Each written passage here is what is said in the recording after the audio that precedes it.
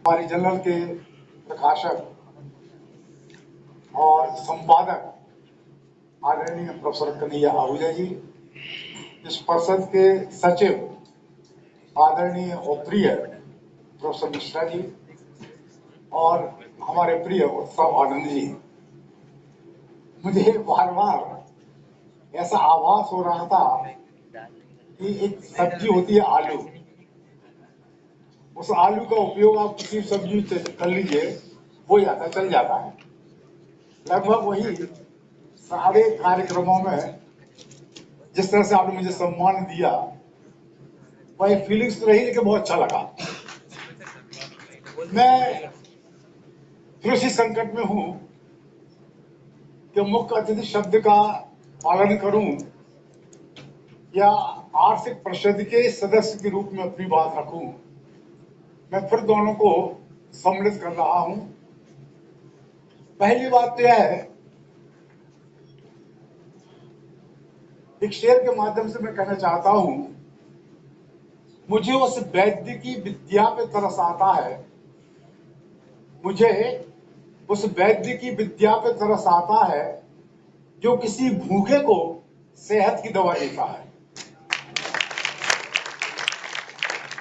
मित्रों, हमारे सभी मित्रों ने यूथ को इस बात के लिए उकसाया कि आप लोग इस परिषद से जुड़िए, कल है आपका मंच है। यह कहना सरल है, सुनना सहज है, लेकिन वस्तुतः इस पूरे सदन में कितने यूथ ऐसे हैं जिनकी निगाहें इस कुर्सी पर है, जिनकी निगाहें इस कुर्सी पर है। मैं उन्हें आशीर्वाद देता हूं कि वे निश्चित रूप से इस कुर्सी पर बैठेंगे। कल से आज तक जितने शोध पत्र पढ़े गए, आप मात्रा पर मर जाइए, गुणवत्ता की दृष्टि से अद्भुत थे। और आज तो मैं अभिभूत हूं कि इसके पिछले सत्र में जो पेपर पढ़े गए वो किसी भी अंतर्राष्ट्रीय सेमिनार के स्तर के थे। आचार्य जी ने जिस तरह से अपना पेपर पढ़ा और भारद्वाज जी ने जिस तरह से अपनी बात रखी, हमारे अन्य साथियों ने जिस ढंग से अपनी बात रखी, प्रस्तुति दी, वह निश्चित रूप से सराहनीय है। वह बात अलग है, अभी कई लोगों की शुरुआत थी, वे अभी वह नहीं छांट पाते कि जब हमसे कहा जाता है कि 2 मिनट में बोलो और वो 8 पेज टाइप करा के ले आते हैं, तो वह छांट नहीं पाते कि 2 मिनट में क्या बोला जाए। लेकिन मैं आपको विश्वास दिलाता हूं कि बहुत शीघ्र आप उस चीज को भी पकड़ लेंगे कि अपनी 8 पेज की बात को 2 मिनट में कह लेंगे और सदन की तालियां बटोर लेंगे। शुरुआत है, लेकिन पेपर्स अच्छे और यह अच्छा लगता है। हम क्वांटिटी पे नहीं जाते, हम क्वालिटी पे जाते हैं, और क्वालिटी सराहनीय होनी चाहिए। यही हमारी सबसे बड़ी सफलता है और जो आज देखने को मिली। और इसका सबसे बड़ा प्रमाण यह है कि कल जो सदन की उपस्थिति थी, आज की उपस्थिति उससे दुगनी है। यह बात का प्रमाण है कि लोगों के मन में कहीं जिज्ञासा थी कि यहाँ कुछ अच्छा हो रहा है जिसे सुना जाए। जब लोगों ने इस कार्यक्रम की न्यूज अखबारों में पढ़ी होगी तो उनको लगा कुछ अच्छा हो रहा है, चला जाए। आज चले जाने का भाव था, कल यह भी भाव आएगा कि हम भी कुछ बोले। और जिस दिन यह भाव हो गया, हमारा यह अधिवेशन सफल हो गया। हम इसी के लिए आए, हम यही चाहते हैं कि आप अपनी बात को मंच से रखना सीखें। शाश्वत कुछ नहीं होता। मैं आपको एक छोटी सी चीज बताऊं, ईश्वर ने हमें सब दिया है, जमीन पर, जमीन के नीचे, जमीन के ऊपर। तमाम हीरे मोती जवाहरात जमीन के अंदर पड़े हुए हैं, समुद्र के अंदर पड़े हुए हैं, सूर्य की अनन्य ऊर्जा है, पृथ्वी पर तमाम चीजें हैं। लेकिन आपने कभी देखा वह ईश्वर अपनी बहुमूल्य वस्तुओं पर ताला लगाता है? क्या उसे चोरी का डर है? अरे आप उसका दोहन करो या शोषण करो, ईश्वर पूरी छूट देता है, क्योंकि वो जानता है कि तुम एक उम्र तक रखवाले रहोगे, अंततः यहीं छोड़ के जाओगे। और जो जितना बड़ा उद्योगपति होता है वह उतनी बड़ी रखवाली करता है, वस्तुतः चौकीदार होता है। मित्रों, उस सब के बीच हम उस दोहन की प्रक्रिया को चुनना है, ताकि हम अपने लिए, अपनी आगे आने वाली पीढ़ी के लिए कुछ ऐसा कर सकें जो उदाहरण बन सके। कल से आज तक कौशल विकास को लेकर और एमएससी को लेकर जो तमाम शोध पत्र पढ़े गए, मैंने यह अनुभव किया, मैं इस निष्कर्ष पर पहुंचा कि कौशल विकास को लेकर एक बड़ा अहम प्रश्न है। आज हमारे यूथ के सामने जो सबसे बड़ी समस्या है वह यह है कि हम अपने अंदर के कौशल को विकसित करें या उस कौशल को विकसित करें जिसकी बाजार में मांग है। वह इतना बड़ा धर्म संकट है, क्योंकि इस धर्म संकट में उसके समाज, उसका परिवार, उसके रिश्तेदार, उसके दोस्त अनावश्यक दखल देते हैं। हर बाप चाहता है लड़का डॉक्टर बने, हर बाप चाहता है बेटा इंजीनियर बने, यानी वह उस क्षेत्र में भेजना चाहते हैं जहां से कमाई की संभावना है, जबकि वह स्वयं चाहता है कि हम एक कलाकार बने, हम एक्टर बने, हम किसी वस्तु का उत्पादन करें। तो वह अपनी जो कौशल क्षमता उसको ईश्वर ने दी है, जैसे ईश्वर ने जमीन पर, जमीन के नीचे और जमीन के ऊपर तमाम चीजें उपलब्ध कराई हैं, ईश्वर ने हर व्यक्ति में कोई ना कोई क्षमता दी है।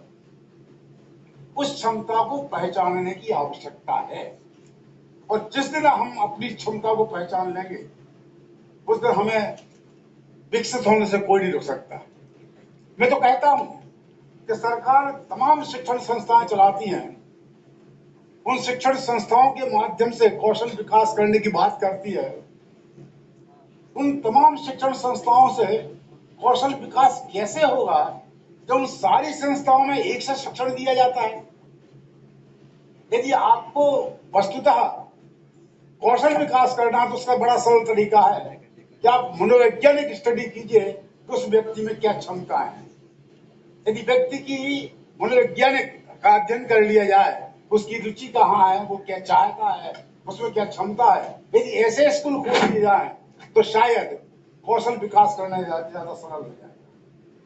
जैसा कि एसएमएमई का सवाल है, यह अनिश्चितता के दौर से चल रहा है। आज उत्पादक के सामने सबसे बड़ी समस्या यह है कि इस प्रतिस्पर्धी दौर में जहां कलाकार प्रतियोगिता से भी आगे की प्रतियोगिता हो रही है, नई आर्थिक नीति के अंतर्गत जहां बड़ी बड़ी राष्ट्रीय कंपनियां, बहुराष्ट्रीय कंपनियां एक दूसरे को निगलने के लिए खड़ी हैं, नीलने की खड़ी हैं, वहां एक छोटा सा उद्यमी, लघु उद्यमी, मध्यम उद्यमी अनिश्चितता के दौर में है। उसकी अनिश्चितता क्या है? उसे न यह पता है क्या उत्पादन किया जाए, उस उत्पादन के लिए कहां से कच्चा माल लिया जाए, उस उत्पादन की कितनी मात्रा हो, उत्पादन कैसे किया जाए, उत्पादन का बाजार कैसे मिलेगा, उत्पादन का क्या मूल्य रखा जाए, क्योंकि हर स्टेज पर उसको एक अनिश्चितता के दौर से गुजरना पड़ता है। जब हम मूल्य की बात करता है तो देखता है कि हमारी बनाई वस्तु बहुराष्ट्रीय कंपनी द्वारा बनाई वस्तु से प्रतिस्पर्धा नहीं कर सकती, मूल्य की प्रतिस्पर्धा नहीं कर सकती, गुणवत्ता की प्रतिस्पर्धा नहीं कर सकती, तो हम कैसे टिकेंगे? मैं एक छोटा सा एग्जाम्पल देता है। जैन धर्म में एक महान संत हैं जिनका आपने भी नाम सुना होगा, आचार्य विद्यासागर। उन्होंने तमाम स्थानों पर हाथकरघा केंद्र खोले हैं। उस हाथकरघा में जो कपड़ा बनता है वह बाजार में मिलने वाले कपड़े से लगभग दुगना है, क्योंकि उसमें जो रॉ मटेरियल लिया जाता है, जो लेबर लगता है, जो उसके विज्ञापन के अभाव में ग्राहक कम पैदा होते हैं, उसकी कारण वह प्रतिस्पर्धा नहीं कर पाता। अब प्रश्न यह है कि इस लघु उद्योग का क्या किया जाए? यह समस्या चाहे साबुन हो, चाहे पापड़ हो, चाहे बड़ी हो, जितने भी उत्पादन हैं लघु मध्यम क्षेत्र के, वे सारे उद्यम इसलिए बंद हुए हैं। आपको याद होगा एक समय सरकार ने नियम बनाया था कि सरकारी कार्यालयों में सारी वस्तुएं लघु उद्योग निगम से खरीदी जाए। मुझे नहीं लगता आप लोगों ने देखी होंगी, जिन लोगों ने देखी उन्हें पता है कि आज भी वो वस्तुएं उन ऑफिस में, उन स्कूलों में, महाविद्यालयों में सड़ी हुई पड़ी हैं। उसकी क्वालिटी इतनी खराब होती थी कि वो टिक ही नहीं पाती थी। अंततः फिर हुआ कि हम गोदरेज की ओर भागे। अब फिर वही प्रश्न उठता है कि उस लघु उद्योग निगम का क्या हुआ? आज पापड़ लिज्जत भी बनता है, हम भी बनाते हैं, क्या हम लिज्जत की बराबरी कर पाएंगे? तो हमें इस गुणवत्ता का जो विकास करना है, इसको जिस संरक्षण की आवश्यकता है, जब तक हम इसको संरक्षण नहीं देंगे तब तक यह प्रतिस्पर्धा नहीं कर सकता। बातें बहुत सारी जो की जा सकती हैं। मैं अंत में यही कहूंगा, यह अब भी मैं आश्वस्त हूं, मैं निराशावादी नहीं हूं। मेरा तो कहना है कि हम लघु उद्यम, मध्य उद्यम, सूक्ष्म उद्योगों के माध्यम से यदि तय कर लें तो हिंदुस्तान बड़ी आसानी से सफलता पा सकता है। कारण उसका यह है कि हमारा देश सबसे बड़ा मार्केट है, बाजार है। इतना बड़ा बाजार चाइना के बाद किसी के पास नहीं है। बशर्ते हम अपनी उस आबादी को इस योग्य बनाएं, वह वस्तुएं क्रय कर सके। यदि हम 80 करोड़ से अधिक लोगों को मुफ्त में अनाज बांटते रहे तो यह गर्व की नहीं, शर्म की बात है। और हम क्रय शक्ति पैदा नहीं कर सकते।